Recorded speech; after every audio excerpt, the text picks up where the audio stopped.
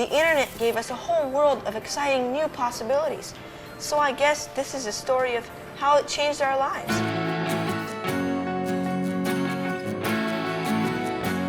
In the mid-90s, people were just starting to use the internet. Large corporations were focused on personal computing. To connect to the internet, you had to buy a web browser separately. Today, the majority of people use Chrome, but it wasn't always that way, and to get there, it was an all-out war.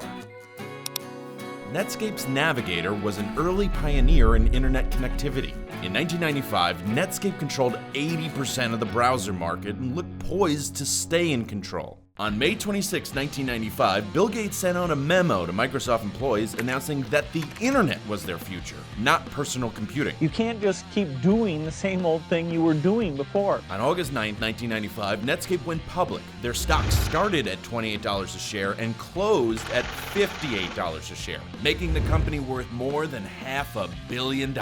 We were the fastest growing company in history. 15 days later, Microsoft released Windows 95, which had Internet Explorer as a default browser, and the browser wars had begun. Netscape started with an advantage in market share. In 1996, Microsoft released Internet Explorer 3.0, which caught up technologically to Navigator 3.0. By the end of 1997, Netscape had lost $88 million. And in 1998, Internet Explorer passed Navigator as the most popular browser. It's been a year of more success than I expected. In November 1998, Netscape was absorbed by AOL, ending the first browser war. News of the war brought the internet into the public eye in households around the world. Navigating the information superhighway. Today we'll show you the growing power of the internet. It's very hip to be on the internet right now. Now that I've gotten on the internet, I'd rather be on my computer than doing just about anything. With little competition, Microsoft reached 96% market share by 2002.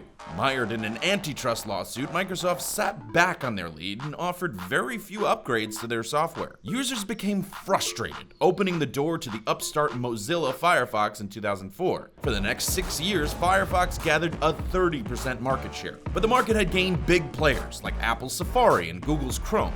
Chrome focused on speed, and their browser became the fastest in the market. Then they started to add apps and extensions, steadily gaining traction. From 2004 to 2014, Chrome took off and became the most used browser worldwide. In 2015, Microsoft retired Internet Explorer and released Microsoft Edge. Both browser wars forced software designers to innovate and improve their systems, in turn increasing web surfing speed and ability for the public. Even if Google Chrome itself isn't used by everyone on the web, as long as it makes the web better, we've achieved our goal. As of today, Google is still winning the war. They're leading in market share, extensions, and improvements. But as we've learned, there's always someone waiting in the wings.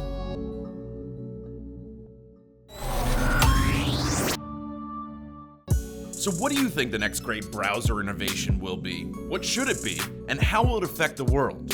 Please subscribe and tell us in the comments section below.